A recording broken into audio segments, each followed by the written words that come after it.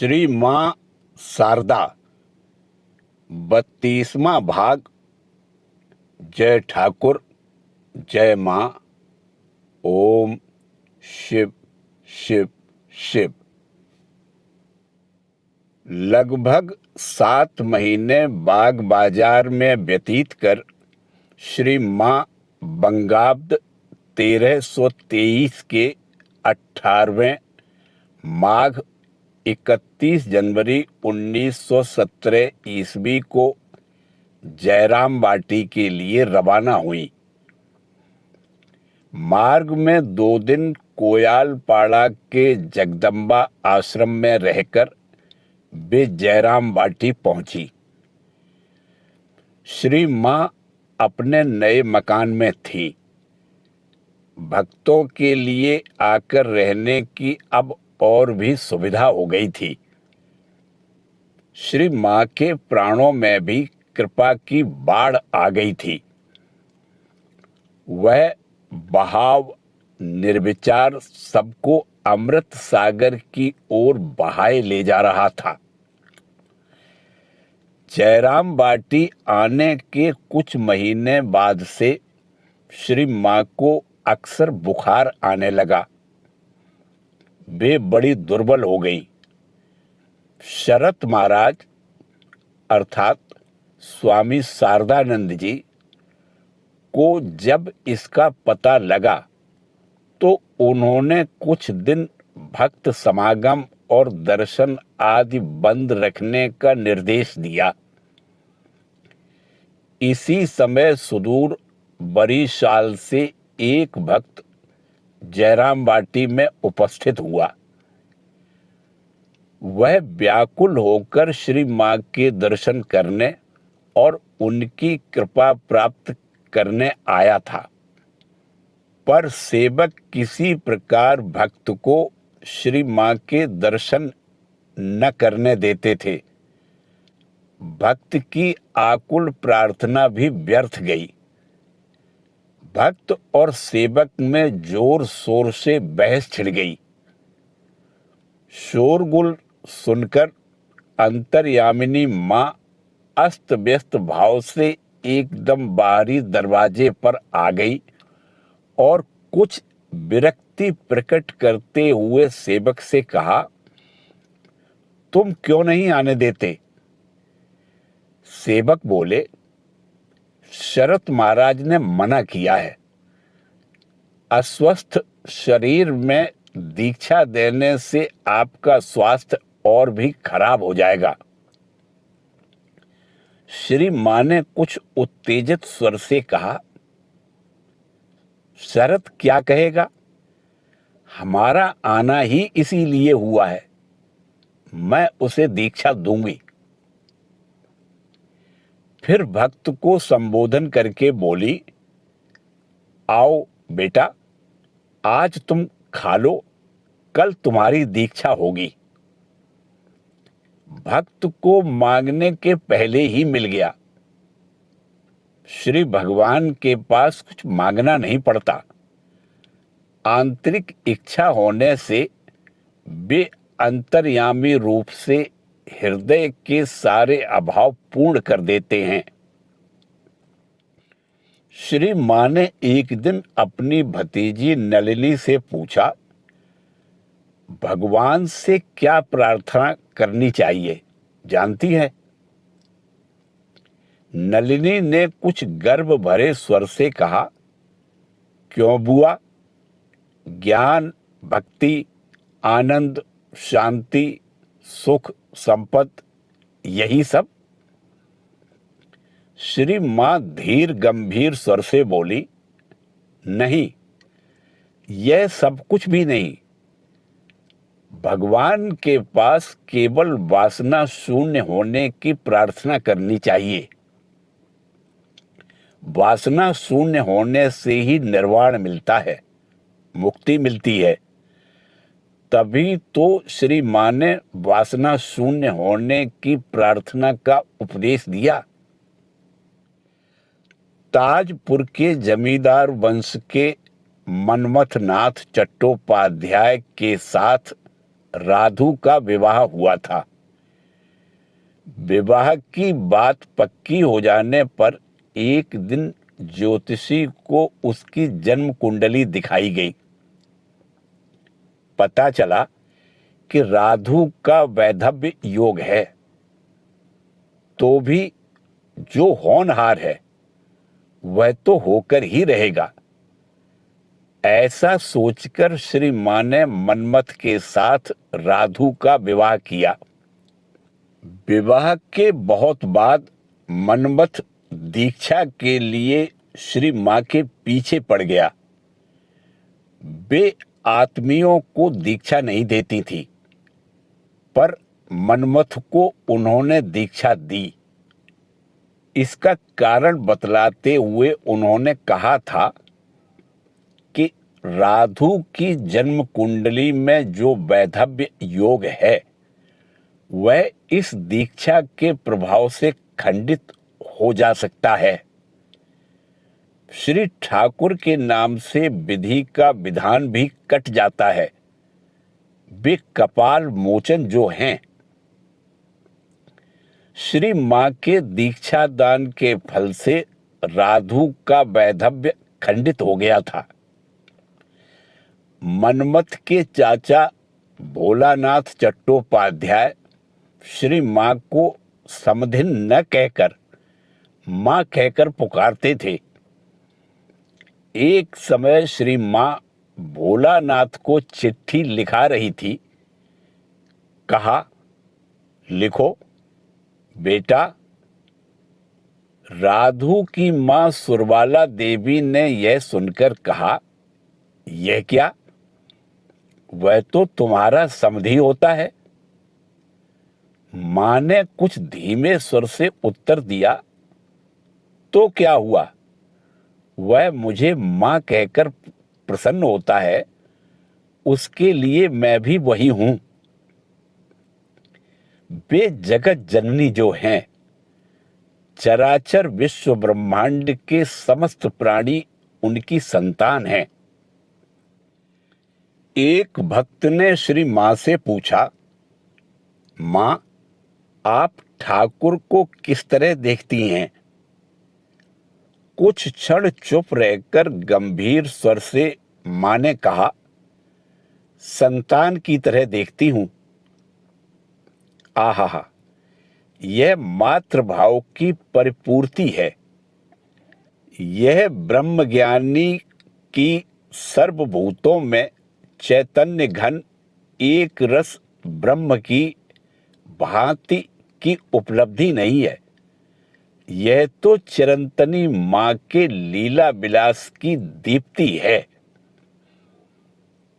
श्री रामकृष्ण देव मातृभाव की साधना की समाप्ति के बाद स्त्रिया समस्ता सकला जगत्सु अर्थात सब स्त्रियों में जगन माता ही हैं, इस अनुभूति में प्रतिष्ठित हुए थे। और श्री शारदा देवी वाणी में मानो हम सुन पाते हैं सनातनी मां का सहज कंठ स्वर। तो ये रामकृष्ण परिणीता शारदा देवी है अथवा रामकृष्ण पूजिता भुवनेश्वरी। धीरे धीरे जगतधात्री पूजा का दिन आ पहुंचा। दुर्गा पूजा के बाद से ही श्री मां दिन गिनने लगी थी। उन्होंने अपने हाथों से सारा आयोजन किया था। यहां तक कि दीप के लिए बत्तियां भी उन्हीं ने बनाई थी। मां के नए मकान के पूजा मंडप में जगतधात्री की पूजा हुई। श्री मां सवेरे से ही गले में वस्त्र डालकर विनीत भाव से पूजा की निर्विघ्न समाप्ति के लिए प्रार्थना कर रही थी। बहुत से सन्यासियों और भक्त संतानों का समागम हुआ था। पूजा के बाद अधिकांश संतानों ने श्री मां के चरणों में विकसित कमलों से भक्ति अंजलि दी। माँ ने भावस्थ हो सबकी पूजा ग्रहण की।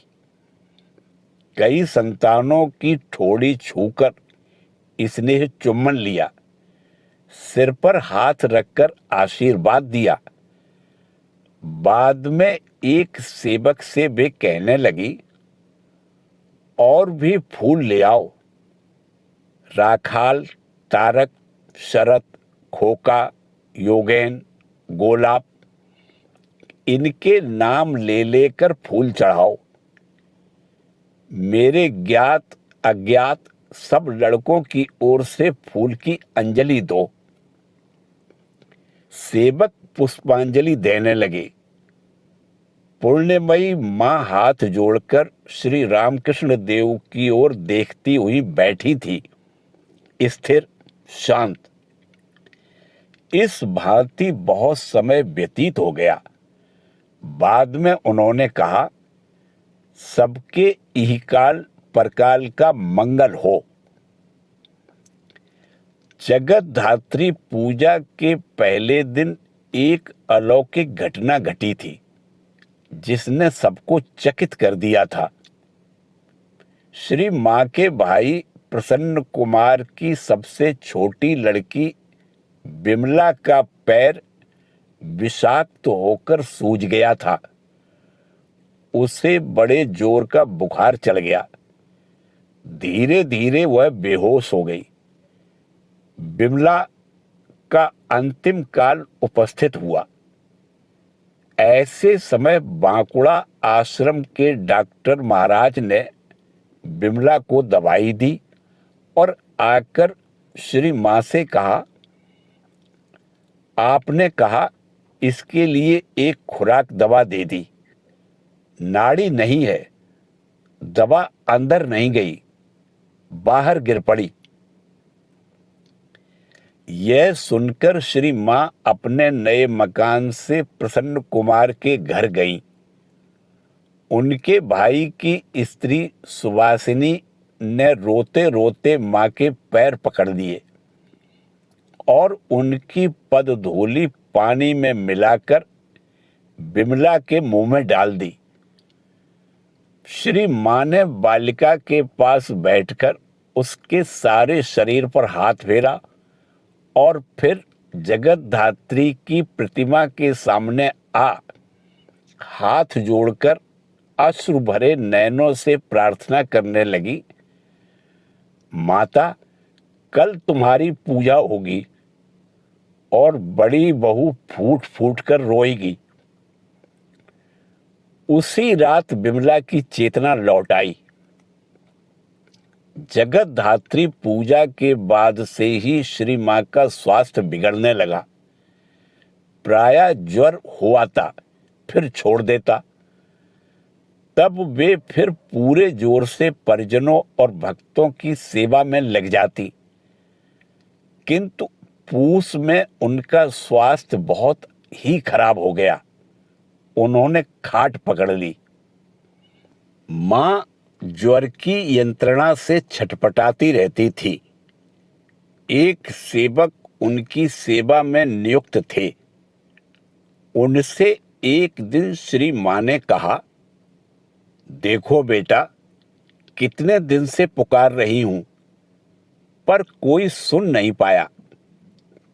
मैं कितना रोई हूं, तो भी कोई नहीं आया। अंत में आज माता जगत धात्री आई थी, पर उनका मुख ठीक मां, उनकी जन्मदात्री श्यामा सुंदरी के मुंह के समान था। अब मेरा रोग दूर हो जाएगा। इधर संवाद पाकर स्वामी शारदानंद जी कलकत्ते से डॉक्टर और सेविकाओं को लेकर 21 जनवरी को जयराम बाटी आए। उन लोगों को देखते ही श्री मां ने कहा, मैं कांजी लाल की दवा खाऊंगी। डॉक्टर कांजी लाल की दवा से मां धीरे धीरे स्वस्थ हो गई। स्वामी शारदानंद जी ने श्री मां को कलकत्ता ले जाने की इच्छा प्रकट की, पर मां राजी नहीं हुई। अंत में निरुपाय हो एक सेविका को श्री मां की सेवा के लिए रखकर स्वामी शारदानंद जी कलकत्ता लौट गए। श्री मां का कलकत्ता जाना नहीं हुआ, अतः कोयालपाड़ा के साधुओं ने श्री मां से जलवायु परिवर्तन के लिए वहां आकर कुछ दिन रहने का अनुरोध किया। उनकी लगन से प्रसन्न हो श्री मां फागुन के अंत में कोयालपाड़ा आई और वहां 2 महीने से कुछ अधिक रही। साधुओं की सेवा टहल और जलवायु परिवर्तन से पहले पहल श्री मां का स्वास्थ्य काफी सुधर गया। कोयालपाड़ा में रहते समय श्री मां को एक दिन भाव समाधि लग गई। ठाकुर यह शब्द कहकर ही उनका बाह्य ज्ञान लुप्त हो गया। बहुत देर बाद उनका मन सहज भूमि पर आया। इस भाव समाधि के संबंध में उन्होंने एक अन्य समय कहा था। एक दिन दोपहर को बरामदे में बैठी हुई थी। नलिनी आदि कुछ दूर पर बैठी कुछ सी रही थी। तेज धूप थी। मैंने देखा सामने के दरवाजे से ठाकुर ठंडे बरामदे में आए और बैठते ही लेट गए। मैं यह देख झटपट अपना आंचल बिछाने लगी। बिछाते समय मालूम नहीं मैं कैसी हो गई। कोयालपाड़ा में रहते समय आखिरी दिनों की घटना है। बैसाख का महीना था। दोपहर का समय। कड़कड़ाती धूप थी। लू साए साए चल रही थी। असह गर्मी थी। श्री मां ने सेवक से बात ही बात में कहा, आह, थोड़ा पानी गिर जाए तो धरती ठंडी हो। थोड़ी ही देर बाद न जाने कहां से चारों दिशाओं को थर्रा देने वाली बादलों की गड़गड़ाहट के साथ जोर की आंधी चलने लगी। तूफान आ गया और ओले गिरने लगे। श्री मां बालिका की भांति प्रसन्न होती हुई ओले उठा उठाकर मुंह में रखने लगी। इसी से उन्हें सर्दी लगकर ज्वर हुआ आया। किसी तरह वह बुखार नहीं उतरा, वरन धीरे धीरे बढ़ता ही चला। हाथ पैर में असह जलन होने लगी। अंत में स्वामी शारदानंद जी को कलकत्ते में तार किया गया। वे तुरंत डॉक्टर आदि को साथ ले कोयालपाड़ा चले आए। यह 17 अप्रैल 1918 ईस्वी की बात है। शरत महाराज ने आते ही श्री मां से कहा, मां देखिए हम लोग आ गए, अब अच्छी हो उठिए। मां भी बोली, हाँ बेटा, कांजी लाल की थोड़ी दवा खाने से ही अच्छी हो जाऊंगी। यह सुनकर शरत महाराज प्रफुल्लित हो उठे। यह मानो इच्छा रोग मुक्ति थी और हुआ भी वैसा ही। इस बार भी पहले की भांति डॉक्टर कांजीलाल की दवाई से श्री मां का रोग दूर हो गया। श्री मां को बुखार से जब बहुत कष्ट हो रहा था, उस समय राधु उनकी परवाह न कर ससुराल चली गई। इस घटना प्रसंग में श्री मां ने बाद में कहा था, देखो, जब राधु मेरी ममता छोड़कर चली गई तो मैंने सोचा था इस बार शायद मेरा शरीर नहीं रहेगा, पर अभी भी देखती हूं ठाकुर का काम बाकी है। वास्तव में श्री रामकृष्ण देव के कार्य के निमित्त ही शारदा देवी माया का अवलंबन कर स्थूल शरीर में विद्यमान थी। उनका नित्य मुक्त असंसारी मन तो पिंजरे में बिंधे विहंग की भांति असीम के नीड़ में उड़ जाने के लिए प्रायः अस्थिर हो उठता था। वे कहती, जोर करके मन को खींचे रखती हूं, कहती हूं ठाकुर राधी पर मेरा मन थोड़ा सा रख दो। आहा, श्री रामकृष्ण देव द्वारा आदेश किए गए जीवोद्धार रूप कर्म के लिए ऐसा कोई कष्ट नहीं था जो हमारी मां ने स्वीकार न किया हो।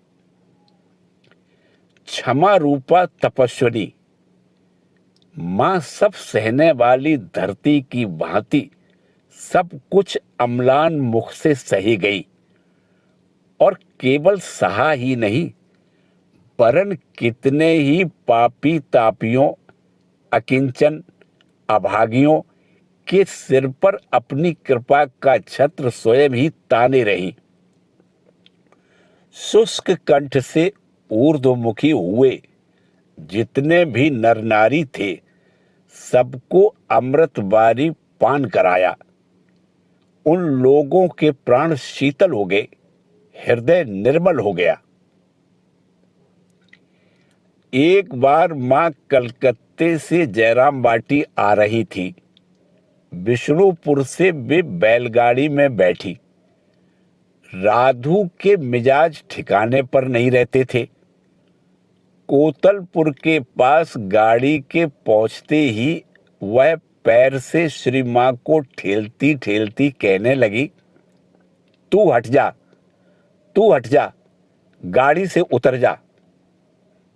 श्री मां अपने को यथासंभव संकुचित करके गाड़ी के पीछे सरकती सरकती बोली, मैं यदि चली जाऊं तो तुझे लेकर फिर कौन तपस्या करेगा। सत्य ही तो है, उस दिव्या, असीमा, अप्रेमेया जननी का नर तन धारण कर इतना दुख कष्ट भोगना तपस्या छोड़ और क्या है। और भी एक बार राधु ने श्री मां को लात मारी थी। उससे बड़ी व्यग्र और आशंकित हो मां ने कहा था, यह क्या किया, यह तूने क्या किया राधी। ऐसा कहकर उन्होंने अपने पैर की धूल राधु के सिर पर लगाई थी। और राधु क्या ऐसी अकेली थी? श्री मां के सारे सगे संबंधी मानो योग माया के दल के थे। जयराम बाटी में आत्मियों के अत्याचारों से तंग आकर सर्वसहा श्री मां ने भी एक दिन कहा था, देखो तुम लोग मुझे ज्यादा न जलाओ। इसके भीतर जो है वे यदि एक बार रुष्ट होकर फुफकार उठे तो फिर ब्रह्मा, विष्णु, महेश किसी की भी सामर्थ्य नहीं कि तुम्हारी रक्षा कर सकें। पर श्री मां ने किसी के प्रति कभी क्रोध नहीं दिखाया। क्रोधित होने से क्या उसकी रक्षा हो सकती थी? वह जल भुनकर भस्म न हो जाता। उन्होंने तो केवल शांति बारी ही छिड़का था। इस समय की घटनाओं से लगता है श्री मां का मन राधु से मानो धीरे धीरे हटता जा रहा था। बाद में हम यही देखेंगे।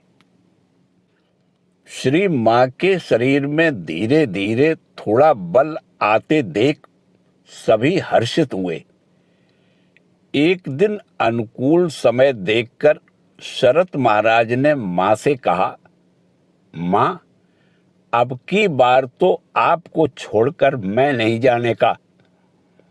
हम लोग आपको साथ में कलकत्ता ले जाएंगे। यह सुनकर माँ ने भी कोई आपत्ति नहीं की। कहा, पर बेटा, एक बार जयराम बाटी जाकर यात्रा बदल आनी चाहिए।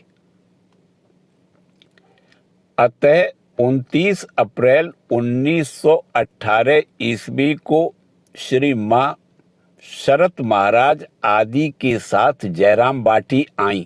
स्त्रियां उन्हें देखने आईं और उनका स्वास्थ्य देखकर दुख प्रकट करने लगी।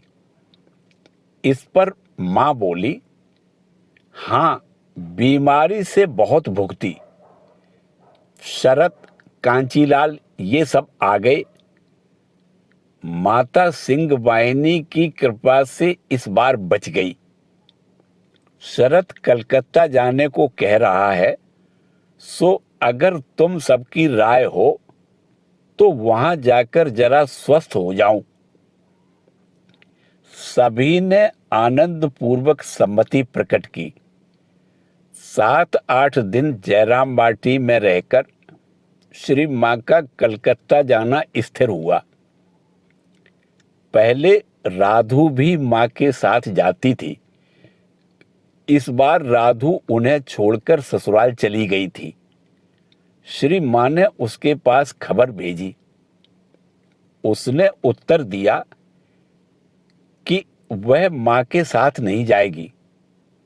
तो भी मानो अपना कर्तव्य समझकर श्री मां ने राधु को देखने के लिए उसके ससुराल से उसे बुलवाया। राधु आई। उसके पालकी से उतरते ही श्री मां ने ठीक पहले की ही भांति, आ बेटी राधु, कहकर हाथ बढ़ाकर उसे छाती से लगा लिया। फिर उसी प्रकार निष्प्रह भाव से कलकत्ता रवाना होने के पूर्व उसे उसके ससुराल भिजवा दिया। विदा के समय राधु ने रोते हुए श्री मां के चरणों में प्रणाम किया। श्री मां ने भी उसे और लोगों की तरह आशीर्वाद देकर विदा किया, मानो कोई आया था और अब चला गया। मां का कुछ ऐसा ही भाव था। सेवकगण मां की यह उदासीनता देखकर विस्मित हो गए। श्री मां कलकत्ता जाने के लिए तैयार हुई। घर से निकलते समय उनकी चाची ने कहा, शारदा, फिर आना। श्री मां आंतरिकता के स्वर से बोली, क्यों नहीं, अवश्य आऊंगी। फिर मां घर की जमीन को छू छू कर बारंबार प्रणाम करने लगी। जननी जन्मभूमिश्च स्वर्गादपि गरीयसी। स्वामी शारदानंद जी के साथ श्री मां बंगाब्द 1325 के 24वें वैशाख 7 मई 1918 ईस्वी को कलकत्ता आई। जय ठाकुर, जय मां।